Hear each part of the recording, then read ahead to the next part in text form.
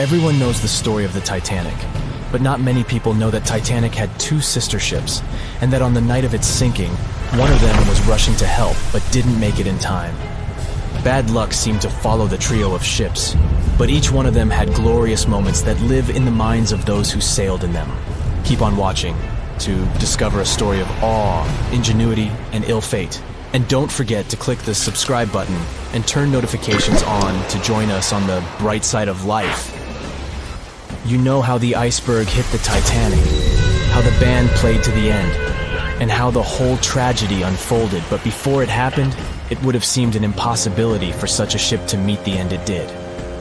None of that could have been foreseen by White Star Line, the company who built the Titanic, who had high hopes for what the Unsinkable ship and its sister ships, the Britannic and the Olympic, would accomplish. The Olympic was the first of the trio to make sail on June 11, 1911, heading towards New York. The sheer size of it would wow the crowds. The Olympic's maiden voyage went without incident, and a crowd of 8,000 people in New York got to explore its luxurious accommodations while it was docked there. There were high expectations for the massive ship, but just around 2 months later, the Olympic crashed with the HMS Hawke. The Hawke got the brunt of the damage, as the bow was left flat as a pancake. After the crash, the Olympic made its way slowly back to Belfast, where the Titanic was being constructed. On the dock, people could see the two enormous ships side by side, as parts of the Titanic were used to put the Olympic back in shape. A rare sight to behold. And on April 14, 1912, the Titanic hit an iceberg, and minutes later, the crew radioed nearby ships for help. That night, the Olympic was returning from New York when it received the distress signal. The ship turned around and rushed at full speed towards the Titanic, but they were so far away that they would have arrived next night. At some point during the early hours of April 15, 1912, the crew of the Olympic decided they wouldn't make it in time and stopped course. The survivors of the Titanic were eventually rescued by the Carpathia. Olympic was set up with lifeboats for all crew and passengers after the Titanic sank. It went from having 20 lifeboats to 64. Changes were also made to the watertight bulkheads, and an extra hull to construct a type of double hull was installed. It was determined that a double hull would have kept the Titanic from sinking. For several years, Olympic was used in the war effort against Germany. Throughout the years, Olympic carried over 200,000 passengers, which included thousands of Americans fleeing from Europe and troops battling during World War I. One of the most significant moments for this ship was when it struck a German submarine and sank it. It was discovered that the submarine was preparing to fire a torpedo on the Olympic before Olympic rammed it.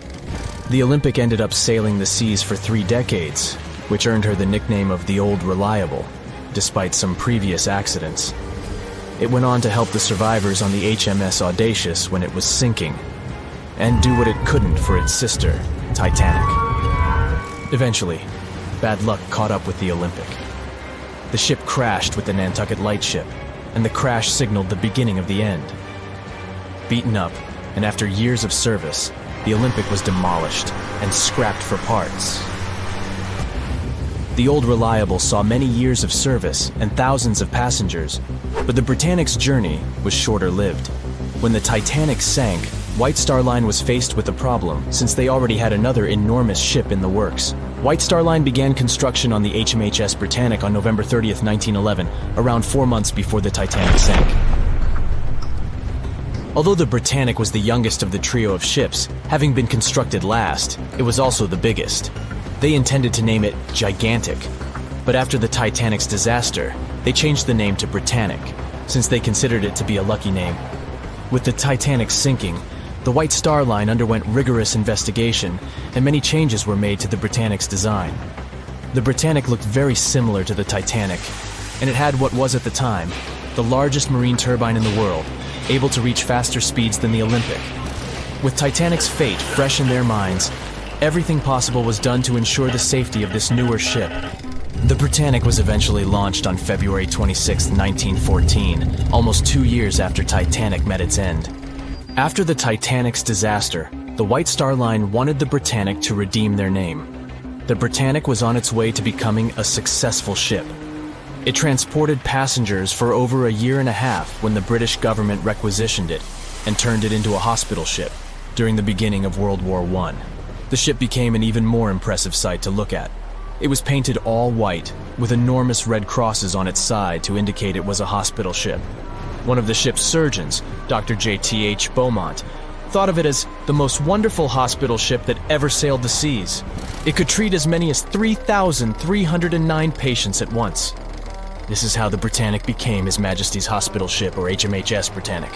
Though the sight of this magnificent ship must have put a smile on a wounded soldier's face or two, the Britannic didn't operate for long. Just a year after it was turned into a hospital ship, the Britannic was making its way through the Aegean Sea to pick up wounded soldiers, when it was struck by a loud explosion. The passengers didn't know what had happened, but headed to the deck to disembark. It is unclear what hit the Britannic, but the general consensus is that it was struck by a mine left by a German U-boat, though some still believe a torpedo hit it. The captain tried to move the ship to a beach close by, but the ship was sinking fast. In the desperation, against the captain's orders, several crew members launched lifeboats and disembarked. But since the ship was moving and the propellers working, the lifeboats were sucked and destroyed by the propellers. Though so much effort had gone in to ensure the Britannic was safer than the Titanic, whatever explosion occurred left the Britannic in the same dire condition as the Titanic in just 10 minutes. In a cruel twist of fate, it also sank in the ocean. Unlike Titanic's enormous death toll, only 30 people perished in the sinking of the Britannic, and over 1,000 survived. So many people survived because the accident happened in the morning, when the temperature of the water was warmer and the Greek island Kea was close by to offer help. In the end, the Britannic only sailed the seas for over 2.5 years. The bad luck that followed the Titanic and the Britannic and the accidents and demise of the Olympic was remarkable. But what was most impressive is that there was a woman who sailed on all 3 ships and survived. Violet Jessup was a crew member and nurse aboard the ships. She was there when the Olympic collided with the HMS Hawk in 1911 and disembarked safely. 2 years later, she escaped the sinking of the Titanic in lifeboat number 16, and she showed some women it was safe to board the lifeboats. You'd imagine that would be enough to keep her from ever getting on a boat again, but not for her. A few years later, she served as a nurse in the Britannic while it was used as a hospital ship. When the explosion occurred, Violet jumped overboard, was pulled under by the water, and hit her head on the keel but survived. Can you imagine her experience? She must have had nerves of steel. All in all, the trio of ships saw journeys of triumph and tragedy. Ill fate might have followed them, but all the survivors were left with incredible stories to tell. So tell us, Brightsiders, would you have liked to have seen any of these ships in real life? Let us know in the comments section. Don't forget to give this video a like, share it with your friends, and click subscribe to stay on the bright side. Back when it was built, the Titanic was one of the largest and most luxurious passenger ships, with high-class features like a grand staircase, a swimming pool, and a gymnasium. People thought it to be unsinkable because of its advanced safety devices. Its tragic sinking on its maiden voyage in 1912 proved it wasn't at all the case.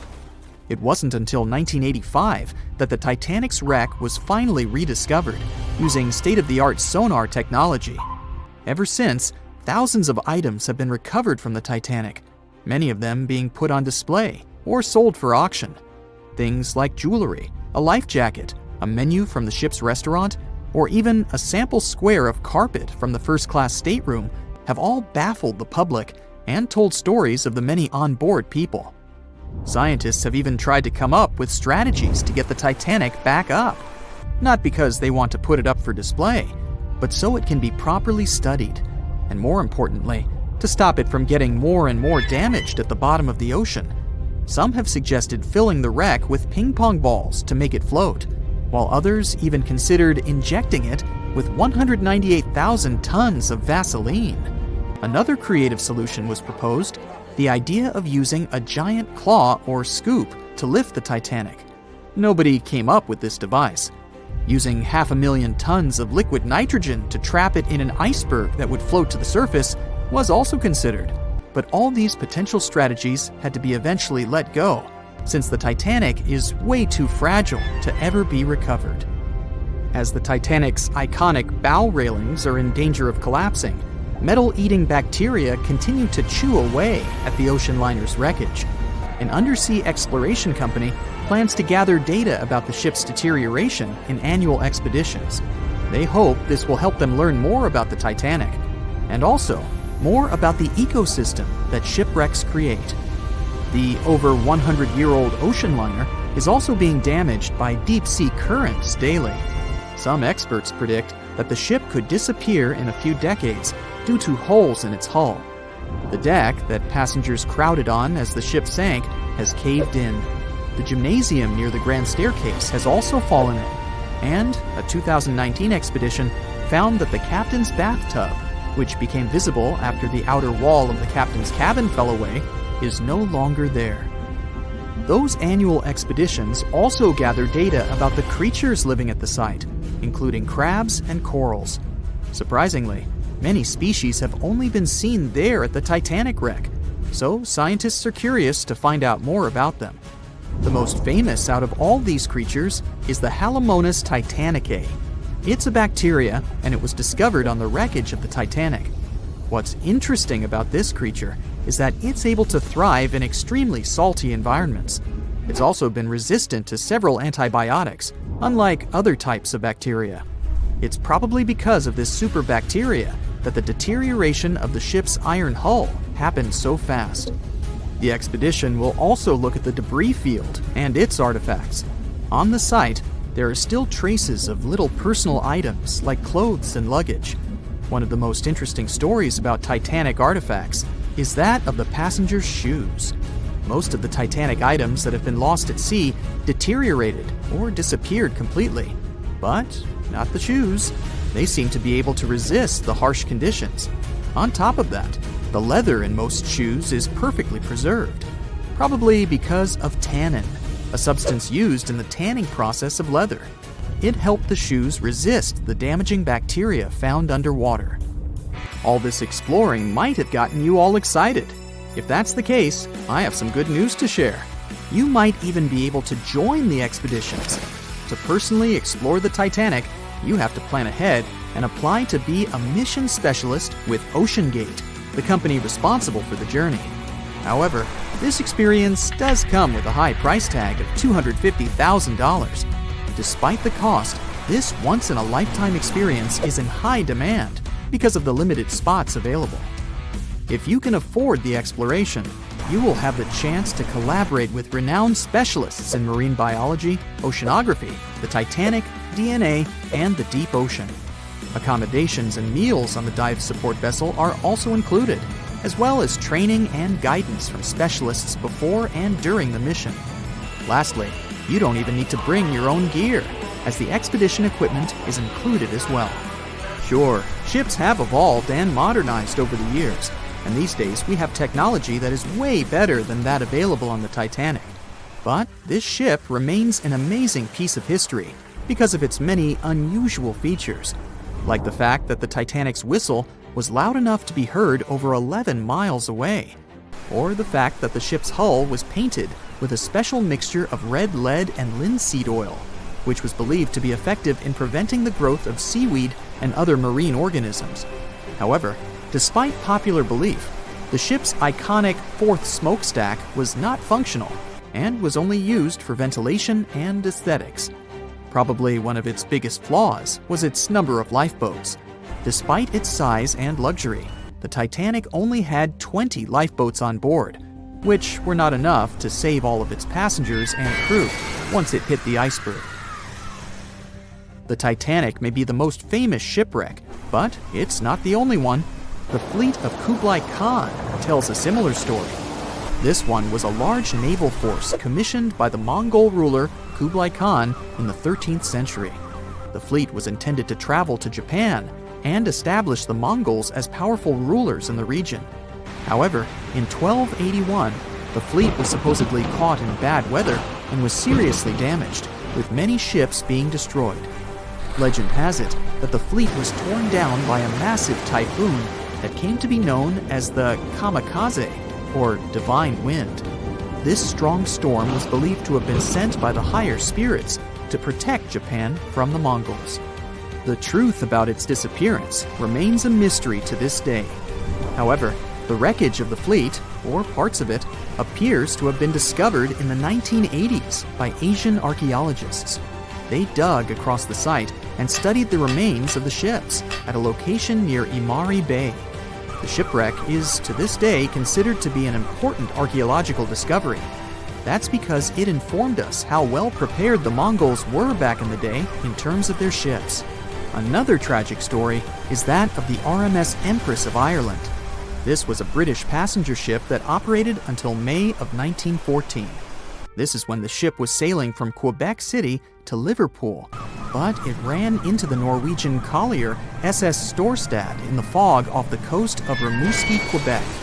The collision caused a large hole in the side of the Empress of Ireland, and the ship began to quickly take on water and sink. The crew and passengers were caught off guard, and many were unable to evacuate in time. In total, 1,012 people were lost in the disaster, making it one of the worst maritime collisions in Canadian history. Rescue efforts were hampered by poor visibility and the fact that many of the lifeboats were damaged or unusable. Only 465 people survived the sinking, and many of them were rescued by the Storstad, which had remained in the area despite its damage. The sinking of the Empress of Ireland was a national tragedy in Canada, and it led to changes in maritime safety regulations and the establishment of a Coast Guard. The ship still lies at the bottom of the St. Lawrence River, where it has become a popular dive site for enthusiasts.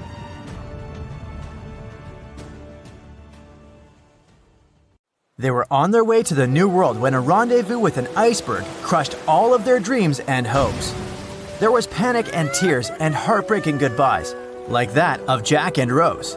Or was there? Let's see how well you know the real story of Titanic. The love story of Jack Dawson and Rose DeWitt Bukater was inspired by true events. What do you say? Is it a myth or a fact?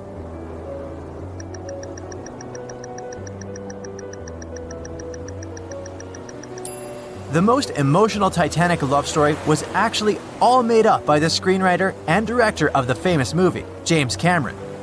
Some passengers featured in the movie were real though, and by a mere coincidence, there was a J. Dawson on board. His name was Joseph, not Jack, and he worked as a coal trimmer. The most expensive object lost with the Titanic was a painting by Pablo Picasso. What's your take on this one?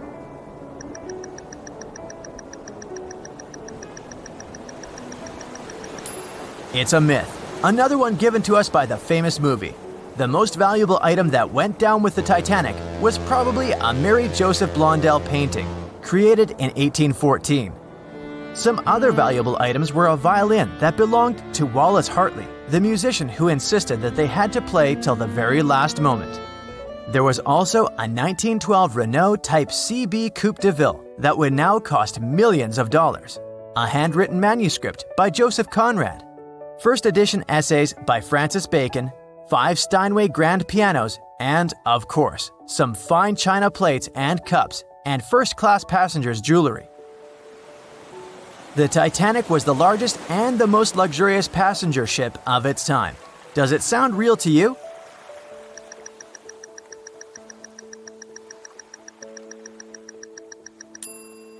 Yep, it's totally true. In April 1912, the Titanic was the largest ship ever built. It was 882 feet long and had a maximum passenger capacity of 2,435 people. That's not a lot compared to the largest cruise ship of today, the Symphony of the Seas. It's just a bit longer than the Titanic, but has more than double the passenger numbers. And yes, no other cruise liner has probably beaten the Titanic in terms of luxury to this day.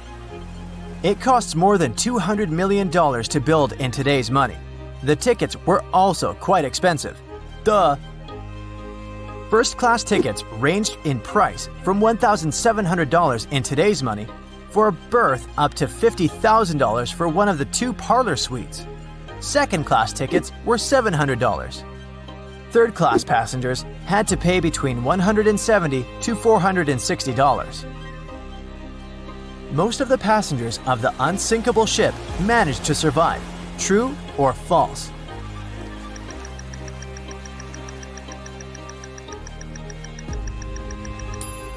Sadly, it's false. Only 37% of all the passengers actually survived the meeting with the Titanic. Around 61% of the first-class passengers, 42% of the second-class passengers, and 24% of the third-class passengers made it out alive. The Titanic was passing through the Bermuda Triangle when things went wrong, and that's probably why it sunk. What do you say, myth or reality?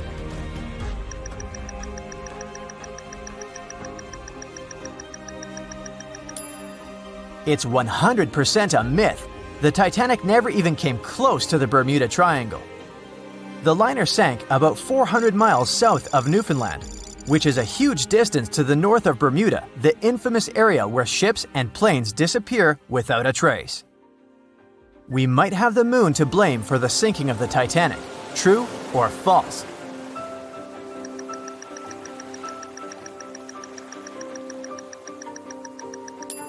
This one is true. The moon heavily affects the tides on Earth. The closer the moon is to the Earth, the stronger the tides are because of the increasing gravity of our satellite. Back in 1912, the moon was so close it made several glaciers in Greenland break apart. Massive chunks of ice that broke off from the glaciers started floating south. The supermoon event came just 6 minutes after a spring tide, the alignment of the moon, the sun, and the Earth that makes their combined gravity reach its peak twice a month. And the day before, our planet had come the closest to the sun that year, which made the gravity even stronger. This mixture of events created perfect conditions for one of the most powerful tides in history. Icebergs breaking off from Greenland's glaciers drift off to the coastal waters of Labrador and Newfoundland, where they often run aground. To move on, they need to either melt and become lighter or catch a high tide that would carry them further. The 1912's tide was as high as it gets.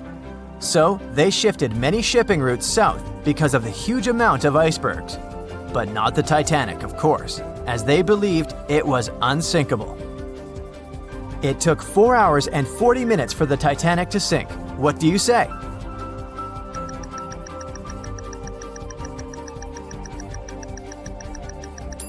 It's false, and if you're a Titanic expert, you definitely know it was actually 2 hours and 40 minutes. And this was slow enough, given the damage caused by the iceberg. It didn't sink faster, thanks to the ship's construction. There were 16 watertight compartments in the lower part of the ship. They worked as a lifeline. When the iceberg crashed into the hull, it broke into 6 boxes. The Titanic could have stayed afloat only if 4 compartments had been damaged. Water filled the first 6 compartments within 1 hour. During this time, the ship tilted slightly to the right side.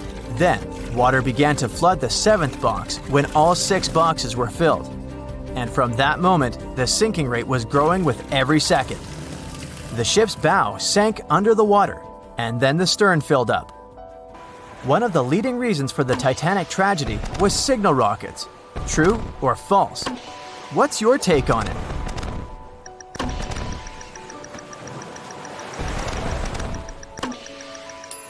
This one is true. When any ship sinks, the crew members must release red flares. It's a signal to all nearby ships that someone is in trouble. But for an unknown reason, someone put white lights in the Titanic's rocket box. When the ship crashed into an iceberg, the crew members released white flares. Another ship, SS Californian, was nearby at the time. Its captain knew the Titanic was going through a dangerous iceberg area. The crew of this ship didn't see the Titanic in the dark, but they noticed white rockets. Radio communication between the vessels didn't work. The SS Californian operator turned off the receiver.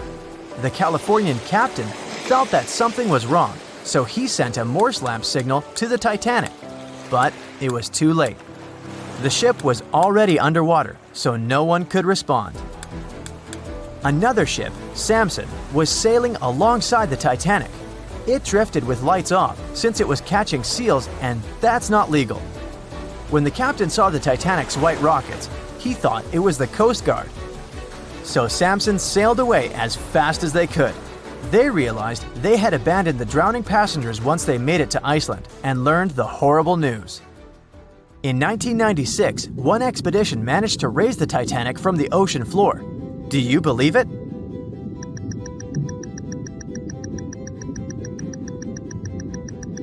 If you don't, you're right. There were different ideas on how to raise the Titanic, from doing it with compressed air to putting it in wire mesh and covering it with liquid nitrogen, or using giant magnets. The only real attempt to raise the Titanic was made in 1996, and it failed dramatically. The expedition's goal was to lift a part of its hull, weighing about 21 tons. It would still have been the largest piece to see the sunlight again, if the operation had succeeded, that is. They lowered 4 large bags filled with diesel fuel to the bottom of the ocean and attached them to the hull plate. Then, the fuel bags were released and they started lifting the pieces on their own. The plate was about 200 feet below the surface when the weather got rough. The expedition members decided to tow the part to calmer waters around 80 miles away.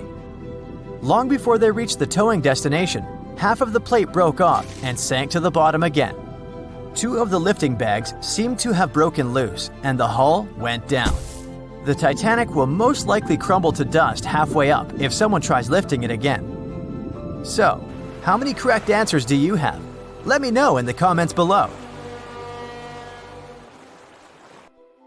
A beam of electric light pierces the darkness over the calm waters of the Atlantic Ocean.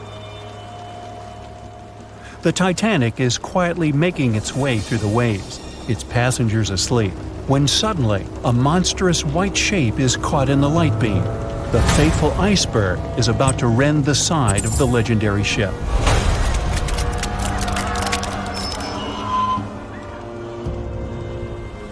April 14, 1912, only 2 days before someone will take a photo of a giant iceberg with a pretty unusual elliptical shape.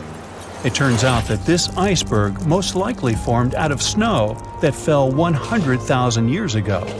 Researchers used computer modeling to figure out its origin. They used data from 1912 and added some new information about winds and ocean currents. They concluded that the iceberg was probably a part of a small cluster of glaciers in southwest Greenland. These days, it's possible to calculate the routes of such icebergs in any given year in the past. So the infamous chunk of ice was on its way from Greenland to an area further south from Cornwall. If the ship had passed through that region only 2 days later, the iceberg would have moved far away from the point where they met. At first, the weight of the most well-known iceberg in the world was 75 million tons. With time, it started to slowly melt away. And when it sank the Titanic, its weight was only 1.5 million tons. By the time of the collision, it had probably been melting for months, but it was still a true monster.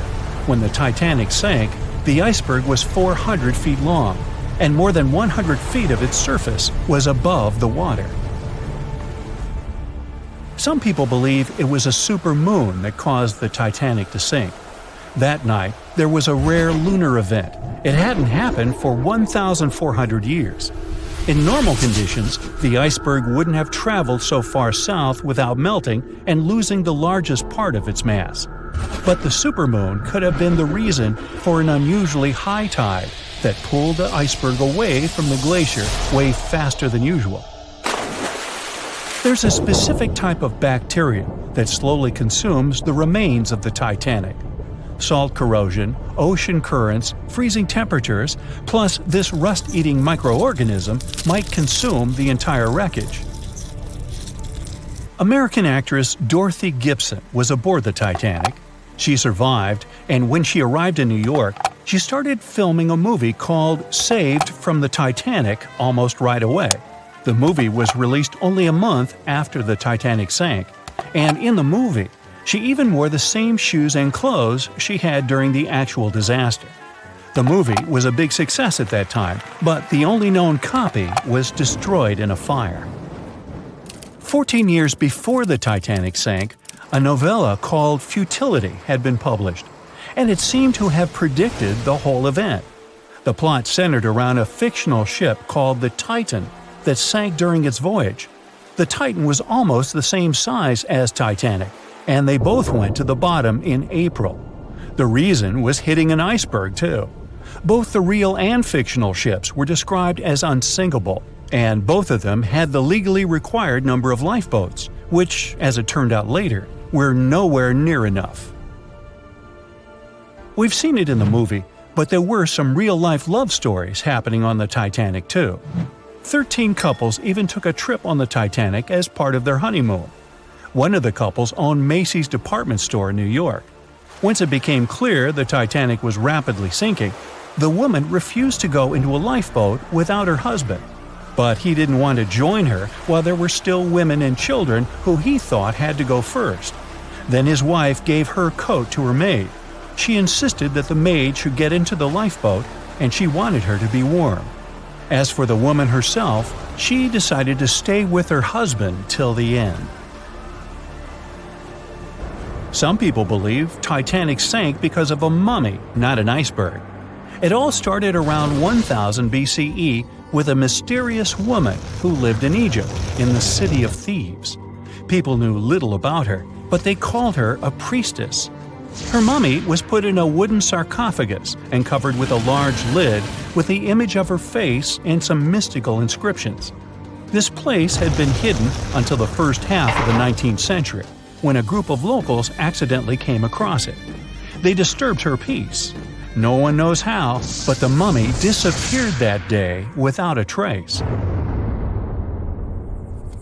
A couple of decades later, a group of rich friends from England traveled to Egypt and found the empty mummy casket with the image of the priestess, whose dark eyes seemed to be looking into the void.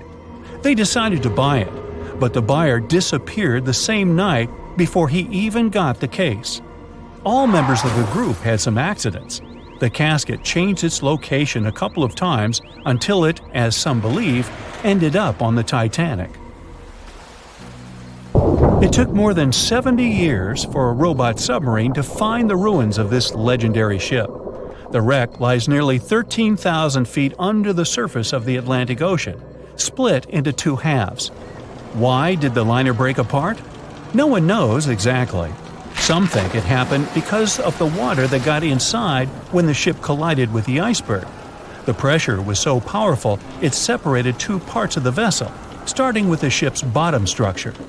Others say it was because of the hull rivets. They had a high concentration of slag or smelting residue, and that's something that can cause the metal to split apart. The ship generally had many flaws, starting with the design. The watertight bulkheads weren't completely sealed on top. This allowed the water to flow between the compartments and, in the end, sink the vessel.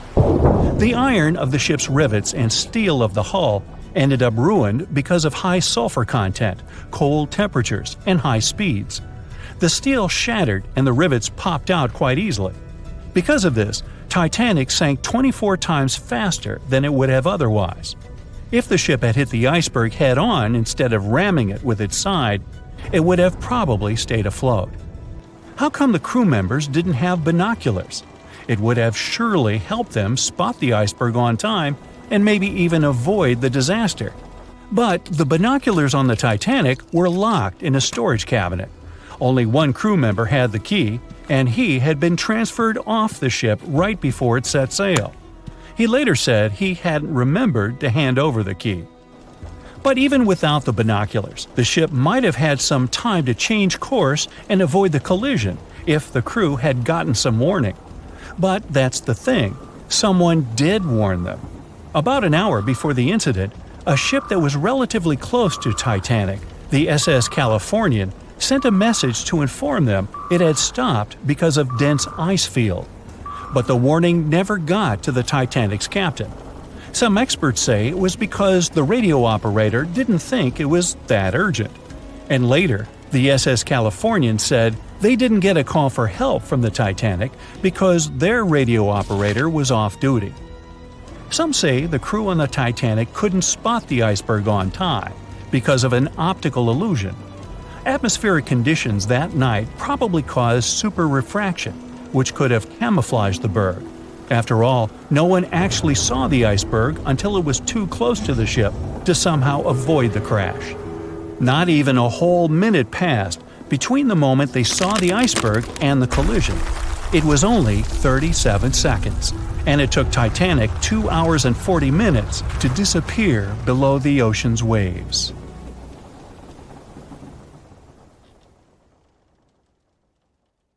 It was September 12, 1990. In those times, way before instant messaging and Zoom calls, a little girl was looking for pen pals. Zoe was aboard a ship from England to Belgium on vacation with her parents. She was only 10 years old at the time, but was a very clever schoolgirl. She took a piece of paper and started putting some words together. She introduced herself, then wrote about how she liked ballet and playing the flute and the piano. Of course, she couldn't help but mention her two adored pets, a little hamster she called Sparkle and her fish Speckle. She also put down the address at which she could be reached in case someone was interested in writing back to her. But alas, she was at sea. Who could she send this message to? An interesting idea came to her mind. She carefully placed her letter in a plastic bottle, tightly closed the lid to protect it from the water, and threw it into the sea. The little girl's excitement faded away over the years as she didn't receive a response. Maybe the bottle got stuck somewhere. Maybe it was swallowed by some big, scary sea creature. Or maybe the water actually poked through the plastic cap and destroyed her message. Many years later, on Christmas, a letter for Zoe was received at her parents' house under her maiden name. The postage signaled that the message was from Europe. It was from a Dutch couple, Piet and Jacqueline Leteau, who had found her delicate bottle and were very considerate to write back. They pointed out that they had found the letter among the debris thrown at the shore by the sea. Zoe's letter had been stranded for a staggering 23 years at sea and traveled for more than 350 miles to reach its final destination near Rotterdam in the Netherlands. That's quite a voyage for a small plastic bottle. A story similar to that of Zoe is the strange connection between two little boys. A little German boy named Frank Uzbek was on a boat traveling to Denmark when he got the same idea as Zoe. He was 5 years old at the time he put together a message and threw it into the unknown. The year was 1987. He got his response years later when he was 29. His letter, just like the one Zoe would send a couple of years later, had been at sea for 24 years. His message was found by a boy named Daniel Korotkin while he was on a walk with his parents on the Koronian Spit near the Baltic Sea. Daniel was lucky that his father knew enough German to translate the message. The unlikely friends eventually met via video call in 2011. Not all message-in-a-bottle stories have been explained away. In 2013, a Croatian surfer came across a damaged bottle while near the Adriatic Sea. The message it contained dated back to 1985, and it was from a man named Jonathan. The sender was eager for his letter to reach a woman named Mary, and he also expressed his keenness for her to respond. Since the letter was supposedly sent from Nova Scotia, the bottle had to have traveled a mind-boggling 3,700 miles. The message went from the Atlantic Ocean, entered the Mediterranean Sea, and reached the Adriatic shores in Croatia. The identities of neither John nor Mary were ever discovered. There are also messages in a bottle with wonderful love stories to share. This was the case for Ake and Paulina Viking. When Ake, a lonely Swedish sailor, placed a letter in a bottle and threw it in the Mediterranean Sea, he had no idea the piece of paper would eventually reach his future wife. This was in the early 1950s. The bottle was found by an Italian man who was inspired enough to give it to his niece, Paulina. After a year of back-and-forth letters being exchanged, Aki and Paulina eventually met and got married. Having decided to share their story with the world, they became somewhat of a celebrity couple for the time. They even shared video footage of their wedding with the world, and their story was featured in a bunch of newspapers. This fortunate event started a movement between young people looking for love, increasing the number of messages being thrown out at sea in search of a fairy tale ending. Not all the stories that started out like this eventually worked out, though. In 1945, an American named Frank Hayostak placed a similar message to that of Aki's in a bottle and threw it in the waters. Almost a year later, his letter was found by an Irish woman. Her name was Brenda O'Sullivan. Their years of correspondence soon caught the attention of the media at the time. but their friendship never flourished because of the added pressure. They eventually met in person when Frank traveled to Ireland, but he didn't stay for long, and they eventually got out of touch with each other. After Titanic met its strange ending, many bottles containing secret messages started to surface. Almost all of them proved to be counterfeited, apart from one letter. Years after Titanic had sunk in the icy Atlantic waters, a bottle was found on the Irish shores. It was supposedly from a man named Jeremiah Burke, and to this day, it is considered to be the only genuine message in a bottle originating from Titanic. The piece of paper simply stated the sender's name and the location, the Titanic, accompanied by the word goodbye. Since the date has washed away, it's difficult to estimate whether the note was sent before or after the ship had hit the iceberg. The common understanding is, however, that since Jeremiah was looking to relocate to the U.S., he was merely sending his last symbolic regards to his family and friends back in Ireland. This simple way of meeting and sometimes corresponding with people has turned into a hobby for a man from a Canadian province named Prince Edward Island, located east of the U.S. state of Maine. This man, Harold Hackett, claims to have sent over 4,000 bottles into the Atlantic Ocean since 1996. He also claims to have received many responses from all over the world, including letters from people in Europe, like France and Germany, but also from the Bahamas or even Africa. This unlikely pastime earns him about 150 Christmas cards from his pen pals each year. To this day, he refuses to add his phone number to any of his letters. This way, he ensures that if people ever want to contact him, the only means of doing so is via a written letter. He's also studied the best times to send the messages in the water based on the direction of the winds and the currents. Now, some bottles spend a whole lifetime at sea after being cast away by their sender. It was the case for a British man that wrote a message and placed it into a bottle before throwing it in the English Channel in 1914. His name was Thomas Hughes, and he wanted to direct the message to his wife, but was polite enough to write a letter to whoever got their hands on the bottle first, asking them to redirect the piece of paper accordingly. The bottle didn't reach his wife, since it was found 85 years later on the Essex coast. The man that stumbled upon the bottle was kind enough to reach out to the family and place the message in possession of Thomas's daughter. And 85 years isn't the longest time for a small bottle to be cruising the waves. A scientist named Hunter Brown was studying currents in the North Sea when this idea came to his mind. He placed the same message in almost 2,000 bottles and requested the unlikely recipient that they write back with the location of their discovery. He thought this method would help him better understand the layout of the North Sea currents. A bottle was found about 11 miles from its original departing location after 97 years. To this day, more than 300 of the original bottles relating to Hunter Brown's project eventually made it to the shore. Not all of the messages that were found in bottles got replied to via physical letters. Oliver Van de Walle threw a bottle containing a letter on the English coast while he was on vacation with his family. He was 14 at the time. 33 years later, a woman reached out on Facebook claiming she had gotten his message and tracked him down through his social media profile. At first, he hardly remembered having placed the letter in the bottle, but he eventually recounted the events, even the fact that he sealed the bottle with candle wax to make sure it was leak-proof. And then there's Christina Aguilera and her bottle. No wait, hers is about a genie in a bottle. Okay, never mind. It was the biggest ship ever built in its time, and it was supposed to be unsinkable. But within days of steaming out on its first voyage in 1912, the Titanic was gone beneath the relentless waves of the North Atlantic Ocean. And of its more than 2,200 passengers and crew, only 706 survived that dreadful night. Would a smaller ship have fared any better in the same situation? Did the size of the iceberg truly matter in the end? Was it a mistake for the ship to change course at the last minute as it tried to avoid impact? These are three questions that have people pondering, what if? We do know that Titanic was considered an engineering marvel in its day. Designed by Thomas Andrews for the British shipping company White Star Line, it was just over 880 feet long and 175 feet tall.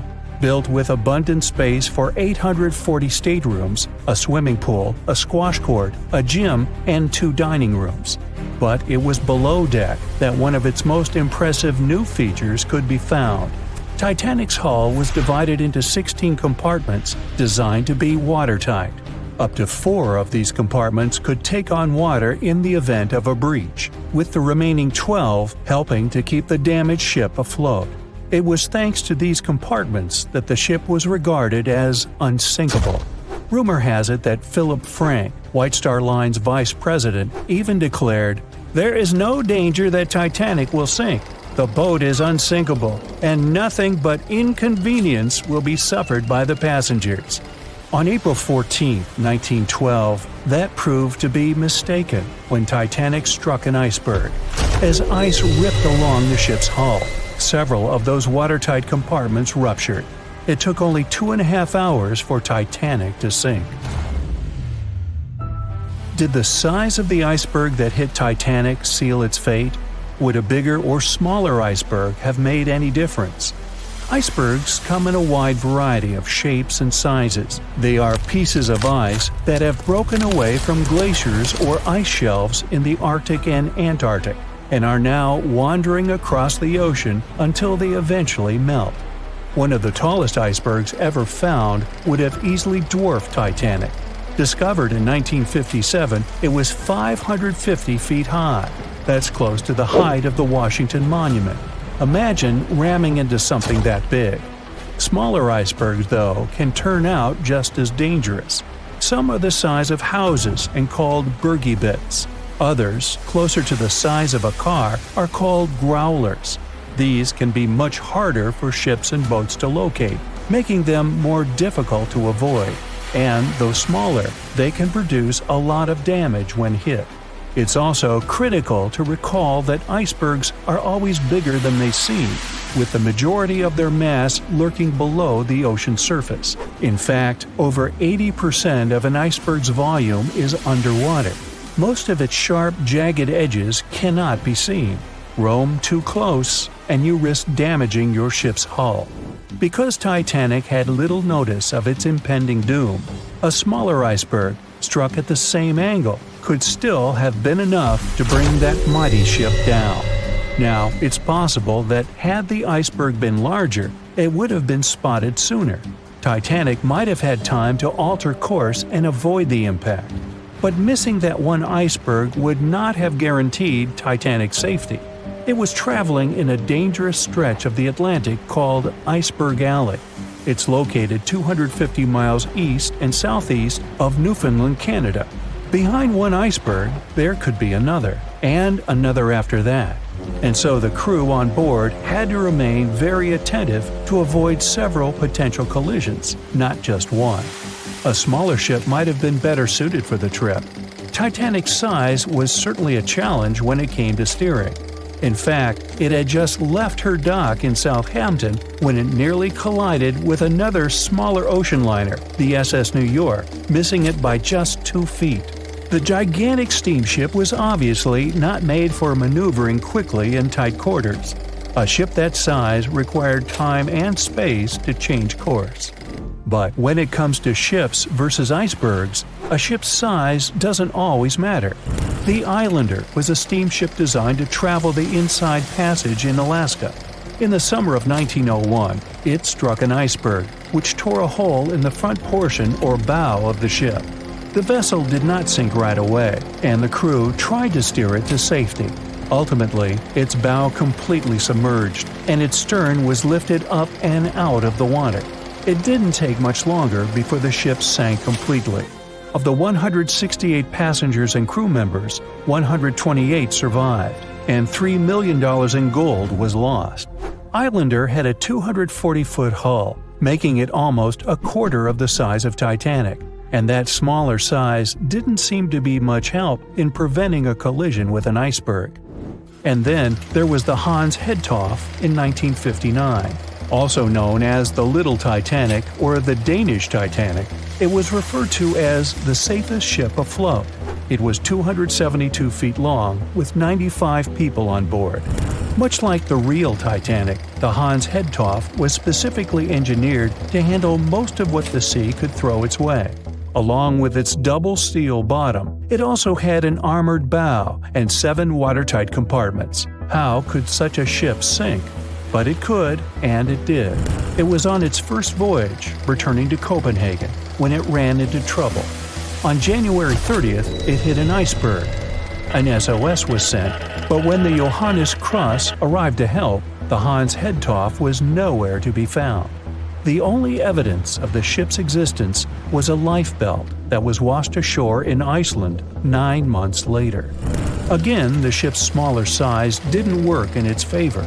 A smaller size of Titanic wouldn't have guaranteed a safe voyage in 1912. The final what-if concerns the last-minute choice when the iceberg was spotted and the alarm sounded. First, Titanic could attempt a complete stop, but this wasn't an option as the ship needed a half a mile to come to a halt, and the iceberg was a mere 900 feet away. Second, the Titanic could attempt to avoid the iceberg by steering away from it. This is what the captain ordered, but the attempt was unsuccessful, resulting in a deep gash across the ship's hull. The final option? To hit the iceberg head-on. Would this have made any difference? The answer is an intriguing maybe. Some think a head-on collision would have saved Titanic. In this scenario, the collision would have limited the damage to the very front of the ship. Instead of the iceberg tearing through the hull and compromising several of the watertight compartments, only 4 of the compartments would have been breached. This meant the others could do their job of keeping Titanic afloat. The ship could be stuck, unable to move, but it would remain above water until help arrived. This would provide a ship like Carpathia enough time to reach the scene of the accident and bring the people on board to safety. One of the Titanic's designers, Edward Wilding, made a similar claim during an inquiry into the sinking. He argued that most people would have survived a head-on crash, and that Titanic itself would not have sunk. Others disagree, though. First, the special bulkheads on Titanic were designed specifically to protect the ship against collisions with other vessels, not with icebergs. These compartments would crumple upon impact, absorbing some of the force while the other ship absorbed the rest. Though the damage would still be extensive, the remaining bulkheads would keep the ship afloat. But an iceberg does not have the same flex in a collision as you would experience with another ship. Most of the force would be absorbed by Titanic, resulting in greater damage to the ship.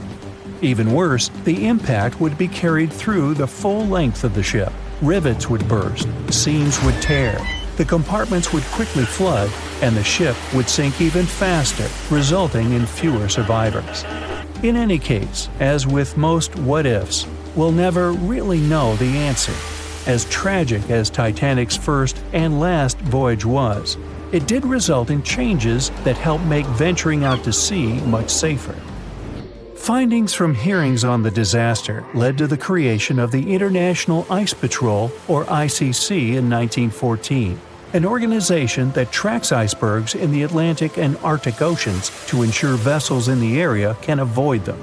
In the US and Britain, ships were obligated to carry enough lifeboats to accommodate every person aboard. Regular lifeboat drills were made mandatory. And finally, the bulkheads on ships were made higher to keep water out, and bottoms were stretched to create double hulls, helping make the compartments truly waterproof. There's no denying that Titanic was a terrible tragedy, but the lessons learned from that night to remember has helped prevent many more. The year was 1854, and the SS Arctic, the fastest passenger liner of its time, set out to cross the Atlantic. As it sailed through the misty veil, it slowly disappeared into the unknown. The Collins Line, an American shipping company, was started in 1818 and only began seriously trading in the transatlantic by 1835. Its steamships crossed the Atlantic from Liverpool to New York within just 10 days. Doesn't sound like a great speed today, I know. But back then, the same thing took other ships several weeks. Light on the water with their wooden hulls, powering through with a strong steam engine. Those steamships were the favorite choice for many high-profile people. What could go wrong with such an advanced ship, they thought. This reminds me of some other ship everyone believed to be unsinkable. But anyway, back to the Collins Line. It grew to be a serious contender on transatlantic routes, with only one other competitor, the Cunard's Line. It was a British company also aiming to be the main force through the Arctic Passage.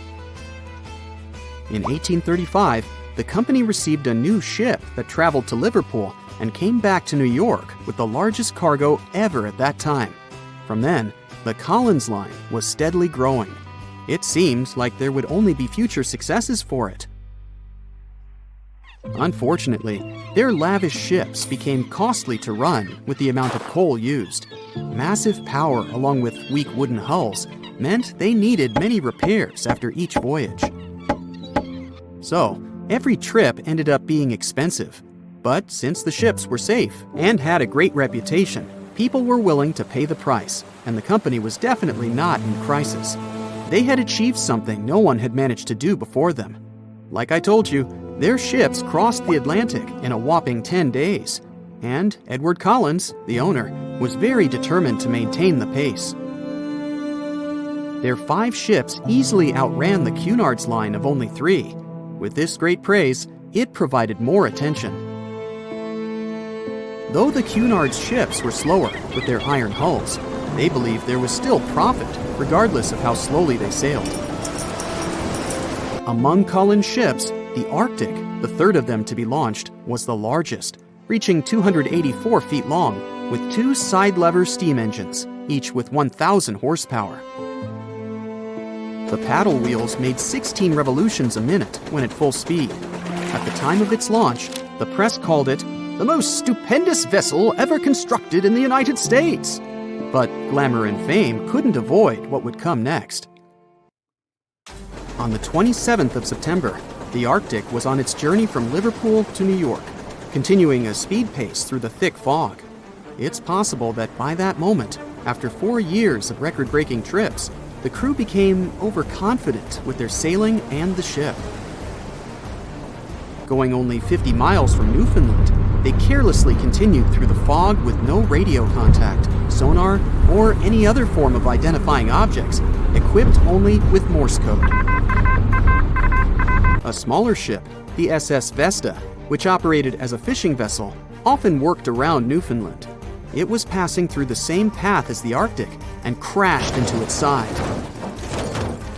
Shocked by the collision, the captain of the Arctic offered help to the much smaller Vesta, but it was soon clear that the damage that seemed minor on the Arctic was far worse.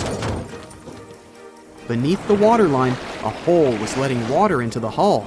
The cost of the much faster wooden hull now seemed less valuable. They steered toward land, trying to plug the holes, but they weren't doing so well, and the seawater continued to pour in, filling up higher and pushing the ship down.